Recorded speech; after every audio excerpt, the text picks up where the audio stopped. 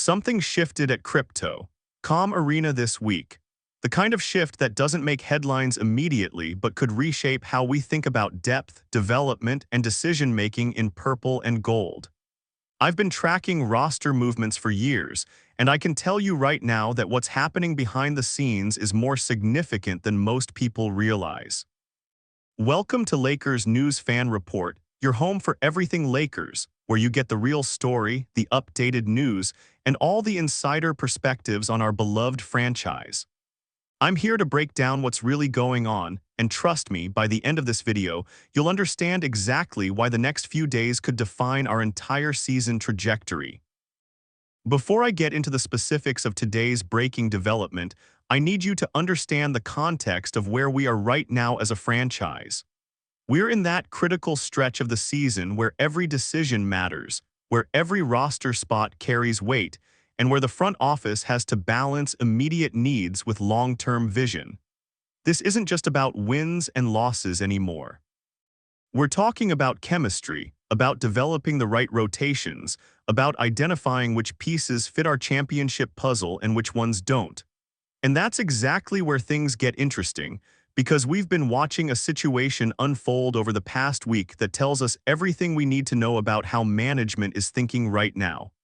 Let's talk about depth for a second. When you're the Los Angeles Lakers, depth isn't a luxury, it's a necessity. LeBron and AD can only carry us so far, and we've seen what happens when we don't have reliable players stepping up in crucial moments. The coaching staff has been experimenting with different combinations, trying to find that perfect balance between offensive firepower and defensive intensity. And here's the thing that most people miss. Depth isn't just about having bodies on the bench. It's about having the right mentality, the right skill sets, and the right basketball IQ to execute when your number gets called. That's been the challenge all season long, and it's exactly why what happened this Friday matters so much. Now, I want to take you back to about 10 days ago. The Lakers made a move that at the time seemed like a standard depth addition. Nothing flashy, nothing that would dominate the sports talk shows, just solid roster management. They brought in a young guard who had shown flashes of potential, someone who could provide energy off the bench and contribute in limited minutes. The contract was a 10-day deal, which in NBA terms is essentially an extended audition.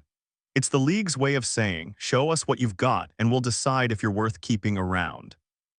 These 10-day contracts happen all the time, especially for teams dealing with injuries or looking to shore up specific weaknesses. But here's where it gets fascinating. What this player did during those 10 days has completely changed the conversation.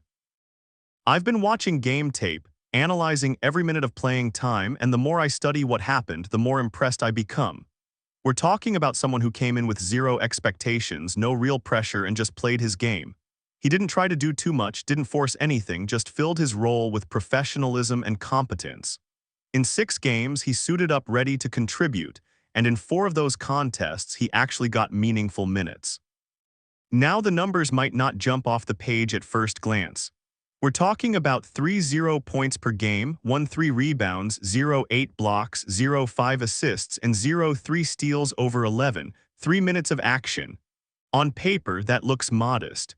But if you understand basketball at a deeper level, you know that statistics don't tell the whole story. What impressed me most wasn't the points or the rebounds. It was the defensive presence, the way he moved without the ball, the basketball IQ he displayed in limited opportunities. That 8 blocks per game average is particularly intriguing for a guard. It tells me he's got length, timing, and the instinct to protect the rim when help defense is needed. Those are exactly the kinds of qualities that win playoff games. The coaching staff noticed too. I've heard through my sources that there were multiple film sessions where his defensive rotations were highlighted as examples of how to play within the system. That's high praise for someone on a 10-day contract, someone who theoretically should still be learning the playbook. But here's the complication, and this is where the story gets really interesting. Austin Reaves has been dealing with a calf injury, and his return is on the horizon. Reaves is a crucial part of our rotation, a player who brings playmaking, scoring, and toughness that we absolutely need. When healthy, he's a starter-quality player who makes everyone around him better. So naturally, when you hear that Reeves is close to coming back, the immediate question becomes, what happens to the roster spots? What happens to the guys who have been filling in during his absence?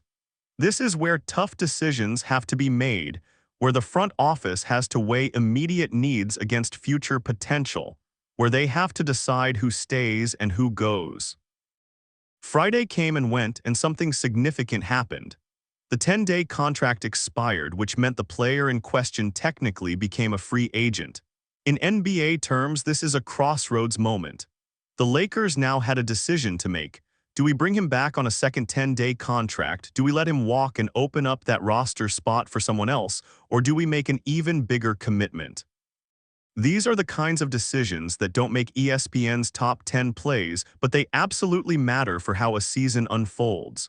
And I've been digging into this all weekend, talking to people, analyzing the roster construction, thinking about what makes the most sense both strategically and competitively. Here's what you need to understand about second 10-day contracts. They're not automatic. A team doesn't just hand them out because a player completed the first one. There has to be a reason, a strategic purpose, a belief that this player deserves more evaluation time or provides something the team needs. When I heard that the Lakers were seriously considering bringing this player back, I started thinking about what that means for our overall approach. It tells me the coaching staff saw enough to want more looks. It tells me they believe in the development potential. It tells me they're thinking beyond just the next week or two and considering how this fits into our bigger picture. Now let me get to the name that's been circulating, the player we've all been watching, the guy who's earned serious consideration through his play, Kobe Buffkin. Yes, that's right, Kobe Buffkin, and before you even ask, yes, the name carries weight in Lakers history for obvious reasons. But let's be clear, this isn't about nostalgia or sentimentality. This is about basketball, about production, about fit. Buffkin came in with something to prove, and over these past 10 days, he's made a compelling case that he belongs in purple and gold. His approach has been professional, his attitude has been perfect, and his on-court contributions, while modest in the box score, have shown real value. What I love about Buffkin's game is his versatility. He can guard multiple positions, he understands spacing on offense, and he doesn't need the ball in his hands to be effective. In today's NBA, those qualities are gold. With LeBron and AD dominating possessions, you need role players who can thrive off the ball, who can cut at the right time, who can knock down the open three when it comes their way, and who can defend without fouling. Buffkin checks all those boxes. His defensive instincts are particularly impressive for someone so young. That block rate I mentioned earlier, that's not accidental. He's got a 7-foot wingspan and the timing to use it effectively. When he's on the floor, opposing guards have to think twice about attacking the basket because he's got the length to challenge shots even when he's not the primary defender. The decision facing the Lakers is fascinating from a strategic standpoint. With Austin Reeves returning soon, they could theoretically move on from Buffkin and just roll with their regular rotation. But here's the counterargument, and this is where I think the front office is really showing some smart thinking. Depth matters, especially as we head into the most important part of the season. Injuries happen, fatigue sets in, and having that extra capable body who knows the system and has already proven he can contribute makes a lot of sense. Buffkin isn't going to demand major minutes, he's not going to complain about his role, but when his number gets called, we've seen that he can step up and hold his own. That's valuable. Let me break down the financial side of this for a second because it matters. A second 10-day contract doesn't break the bank. We're talking about a minimal investment that gives the Lakers more flexibility and more options. If Buffkin continues to develop and prove his worth, they can evaluate a longer-term deal down the road. If it doesn't work out, they've only committed to another 10 days. It's a low-risk, potentially high-reward situation. The Lakers have been smart about managing the roster this season, making calculated moves that give them options without overcommitting resources. This fits perfectly into that philosophy. And here's where I'm going to tell you exactly what I've learned, the breaking news that changes everything. The Lakers are bringing Kobe Buffkin back. That's right, they're signing him to a second 10-day contract. This isn't speculation anymore, this is happening. The decision has been made and Buffkin will remain in purple and gold for at least another 10 days.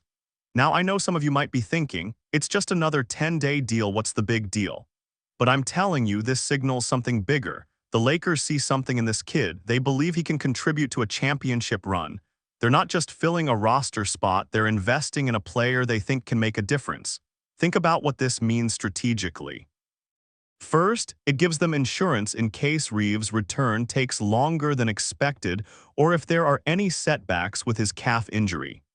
Calf injuries can be tricky, and the last thing we want is to rush Reeves back and risk a more serious injury. Having Bufkin around means we have a capable backup who's already familiar with the system and has game experience with this group. Second, it gives the coaching staff more flexibility with rotations.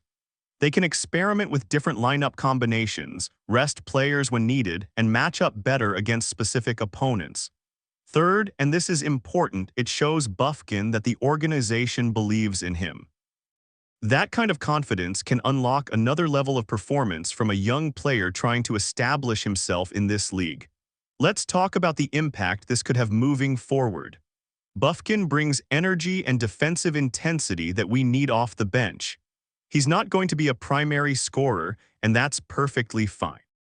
We've got LeBron, AD, and other offensive weapons who can carry that load. What we need from our role players is exactly what Buffkin provides: smart defense, efficient offense, and a team-first mentality. When he's on the floor, he plays within himself, makes the extra pass, and doesn't try to do too much. Those sound like simple things, but they're actually rare qualities, especially in young players still trying to prove themselves. The fact that Buffkin understands his role and executes it without ego is exactly why the Lakers want him around. I've been studying championship teams for years, and one thing they all have in common is depth that you can trust. Think about the great Lakers teams of the past. Sure, we had superstars like Kobe, Shaq, Powell, but we also had guys who knew their roles and executed them perfectly. Derek Fisher hitting big shots, Rick Fox defending the other team's best player, Brian Shaw running the offense when needed. These weren't the headliners, but they were absolutely essential to our success. Buffkin has the potential to be that kind of player for this team. He's not going to be on all-star ballots, but he could be the guy who gives us quality minutes in a crucial playoff game when everyone else is tired or in foul trouble. The timing of this decision is also noteworthy. We're approaching the trade deadline, and roster construction becomes even more important. By keeping Buffkin around, the Lakers maintain flexibility while also evaluating a potential long-term piece. If they decide they want to make a move at the deadline, having Buffkin under contract gives them more options. If they decide to stand pat, they've got a player who's proven he can contribute at this level. Either way, it's smart roster management that gives them multiple pathways forward. This is the kind of thinking that separates good organizations from great ones. Let me address something I've been seeing in the comments and on social media. Some fans are wondering why we're focusing so much on a 10-day contract player when we should be talking about bigger moves. Here's my response. Championship teams are built from the bottom up as much as from the top down. Yes, we need our stars to perform, but we also need every single roster spot to provide value. The difference between winning and losing often comes down to the 10th or 11th man on the bench making one or two plays in a critical moment. Buffkin could be that guy. Dismissing him because he's on a 10-day contract misses the bigger picture of how NBA rosters actually work. I also want to highlight what this says about the Lakers' development philosophy. They're willing to give young players opportunities and reward them when they perform. That's huge for building a culture where everyone feels valued and motivated. Buffkin came in with no guarantees, worked his tail off, showed what he could do, and now he's getting another chance. That sends a message to everyone in the organization that performance matters, that effort gets noticed, and that opportunities will be there for those who earn them. In a league where player movement is constant and job security is minimal, that kind of culture is incredibly important. Now let's talk about what I'm watching for over the next 10 days. First, I want to see if Buffkin can build on what he showed in the first stint. Can he become more comfortable in the offense? Can he expand his game slightly while still staying within his role? Can he develop chemistry with more of his teammates? These are the kinds of incremental improvements that matter. Second, I'm curious to see how the coaching staff uses him once Reeves returns. Will they play them together in certain situations? Will Buffkin slide into more of a situational role? How do the rotations adjust? These questions will tell us a lot about how the Lakers view his long-term potential. Third, I want to see his confidence grow. Sometimes young players need that validation, that vote of confidence from the organization to unlock another gear. Now that he knows the Lakers want him here, does that free him up to play even better? The defensive potential is what really excites me. In an NBA where three-point shooting and perimeter play dominate, having guards who can legitimately defend multiple positions is invaluable. Buffkin has the physical tools, the length, and the instincts. With more time in the system and more coaching, he could develop into a genuinely elite defender. Imagine having a guy off the bench who can come in and lock down the other team's best guard for 6 or 7 minutes while our starters rest. That's a weapon in playoff basketball. That's the kind of player who helps you win tough games on the road in hostile environments. I'm not saying Buffkin is there yet, but the foundation is there, and that's what makes this extension so interesting from a development standpoint. Offensively, I think there's room for growth too. His three-point shooting will be key. If he can become a reliable spot-up threat from beyond the arc, that makes him even more valuable. As a lifelong Lakers fan who's been bleeding purple and gold since I was old enough to understand basketball, I'm genuinely optimistic about this. I know it's easy to dismiss a 10-day contract as insignificant, but I've seen enough basketball to know that championship teams need players exactly like Buffkin. Guys who aren't concerned with stats or minutes, who just want to help the team win, who will do the dirty work that doesn't show up on the highlight reels. That's the kind of player who becomes a fan favorite, who becomes someone you can count on when the lights are brightest. Could Buffkin become that for us? I honestly think he could. He's got the right attitude, the right skill set, and now he's got another opportunity to prove it. I'm rooting for him, and I think Lakers fans should be too. This is exactly the kind of depth move that could pay dividends when we need it most. Let's support this kid and see what he can do. If you enjoyed this breakdown and want to stay on top of every Lakers development, make sure you hit that subscribe button and turn on notifications so you never miss an update. Here at Lakers News Fan Report, we bring you the most comprehensive coverage, the deepest analysis, and the insider perspectives you won't find anywhere else. We're building a community of die-hard Lakers fans who want real information, real analysis, and real passion for our team.